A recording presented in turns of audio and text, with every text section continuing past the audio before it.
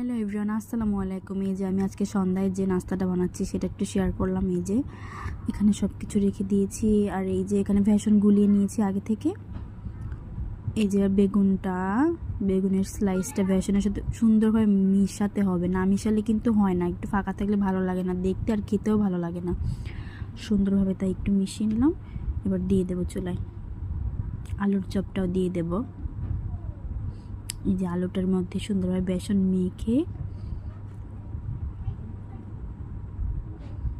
এই যে দিয়ে দিলাম খুব সুন্দরভাবে। যেখানে না হবে সেখানে একটু দিয়ে দিচ্ছি বেসনটা, সবগুলো দিয়ে দেবো এভাবে।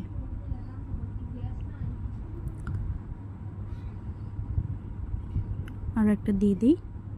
এই যে এবার সব থেকে কঠিন কাজ হচ্ছে এটা উল্টানো। এটা উল্টাতে আসলে কিন্তু সবারই ভয় লাগে, কারণ একটু তেল ছিটে আসলে কিন্তু অনেক জ্বলে। এই যে খুব আলতোভাবে এটা উল্টে ফেলবো, খুব আস্তে আস্তে। এই যে খুব সুন্দরভাবে। এই যে দেখো কতটা সুন্দর হয়েছে, ফুলকো আর ফুলেছে অনেক, কিন্তু ফুলেছে। এই যে মাশাআল্লাহ খুবই সুন্দর হয়েছে। এই যে আমি তোমাদেরকে একটা খেয়ে দেখাই, কি সুন্দর ক্রিস্পি, এত স্বাদ, খুব সুন্দরভাবে। এই যে সবাই খাচ্ছে এখানে, বাবু তার ফুপার সাথে। এই যে এখানে একটা আলুর চপ খেয়ে দেখাই তোমাদেরকে, লোভ লাগাচ্ছি।